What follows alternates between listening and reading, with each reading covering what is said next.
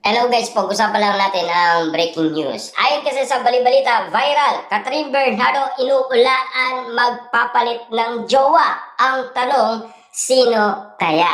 Ayon kasi sa bulong-bulungan, baka daw si Daniel Padilla or Alden Richard. Na alam niyo naman siguro pinag-uusapan na si Daniel Padilla meron na daw jowa. Pero ang hindi nila alam, nakikipagbalikan din daw si Daniel Padilla kay Catherine Bernardo. Kasi usap-usapan, may lumitaw na blind item na pilit inuugnay umano kay Catherine Bernardo.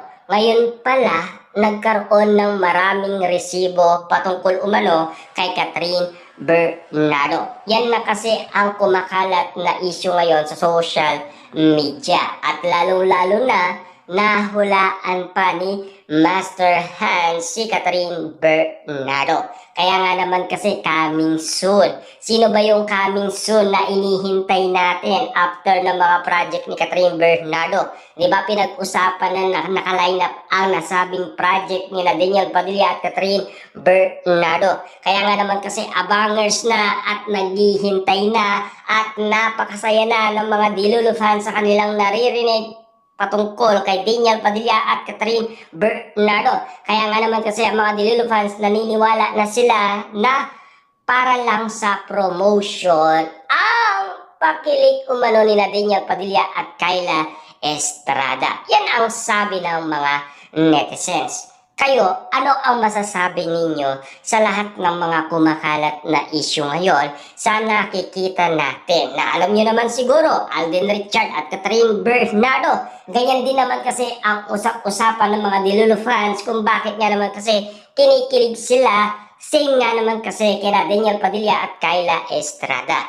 Kaya nga naman kasi ang usap-usapan, babalik at babalik din ang mga original na nagmamahalan at coming soon na. Yan kasi ang bali-balitang pinag-uusapan na kumakalat ngayon sa social media. Makatotohanan man or haka-aka, at least andang maghintay ang karamihan. At lalong-lalo na nagiging Dilulu fans na ang mga Katniel fans dahil sa mga balita patungkol umano kina Catherine Bernardo at Daniel Padilla. Kita nyo naman ha, kumakalat pa lang ang balita, pero marami na ang naniniwala. E papaano nga naman kaya kung sakaling magsama na ang dalawa? Siguradong uusok ang mga pasabog kina Daniel Padilla at Catherine Bernardo. Na alam niyo naman siguro, pangalan pa lang ang naririnig ninyo. Pero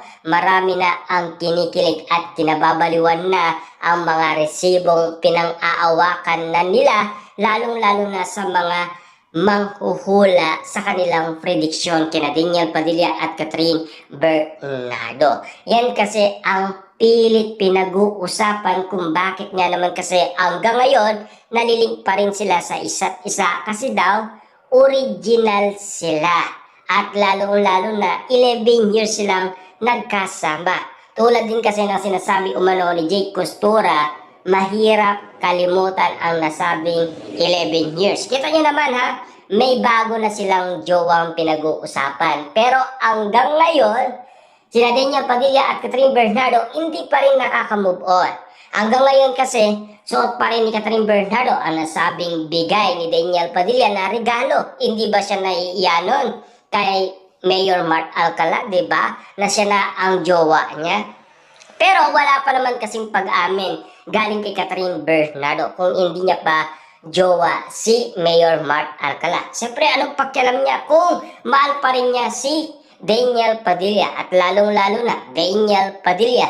So, pa rin niya ang nasabing bigay ni Catherine Bernardo. Kung wala pa naman pag-amin, anong pakialam ni Kyla Estrada sa gustong gawin ni Daniel Padilla? Ibig sabihin, kanya-kanya yan. Na alam niyo naman siguro, nagmamahalan sila.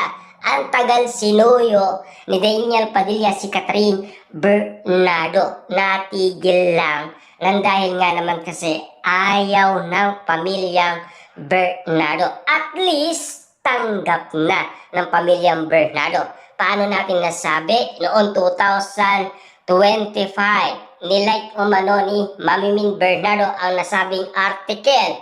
Ngayon naman 2026, ayon sa bali-balita, ni-repost ni Mami Min Bernardo ang nasabing throwback movie ng Katniel. Kaya nga naman kasi si Catherine Bernardo at Mami Min Bernardo ay nagkasundo na. Bakit nga ba?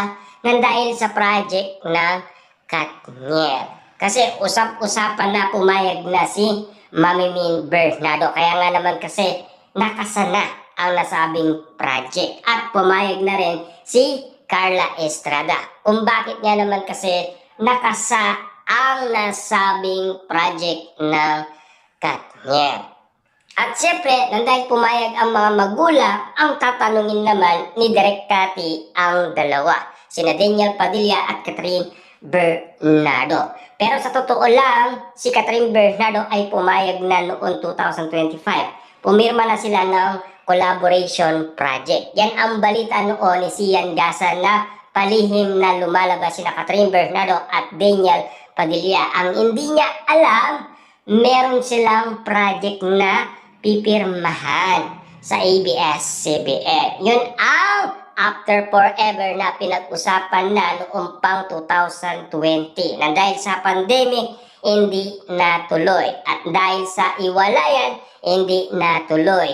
At lalong-lalo na sa galit ni Mami Min Bernardo, hindi rin natuloy. Ibig sabihin, tama si Direk Cathy, nakakancel at nauusog lang. Dahil kinakalma muna ng ABS-CBN ang payo ng magulang ni Catherine Bernardo at payo ng magulang ni Daniel Padilla at kung sang-ayon. Siyempre, di naman yan didepende pa rin kina Catherine Bernardo at Daniel Padilla na alam niyo naman siguro na pag-usapan ang iwalayan Katniel noong 2023. Nang dahil nga naman kasi sa usap-usapan, mas sumikat si Catherine Bernardo at siyempre kawawa si Daniel Padilla.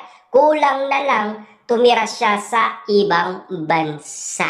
Nang dahil sa batikos sa kanya na iba-iba na ang tira kay Daniel Padilla. Pero ngayon, naisip ng karamihan, mali pala ang pagboto nila kay Catherine Bernardo. Bakit? Kasi napili niya ang mas cheater pa kay Daniel Padilla, walang iba kundi si Mayor Mark Alcala. Kaya nga naman kasi nagsisi lahat ng mga tao kung bakit nga naman kasi tila walang nanonood ng nasabing teleserye ni Catherine Bernardo. Hanggang Netflix lang, pero sa television, bagsak pa rin ang ratings. Lalo-lalo na kasi noong nag-judge si Catherine Bernardo, bagsak din ang ratings. Grabe talaga, na talagang inihintay lang talaga ng karamihan sina Catherine Bernardo at Daniel Padilla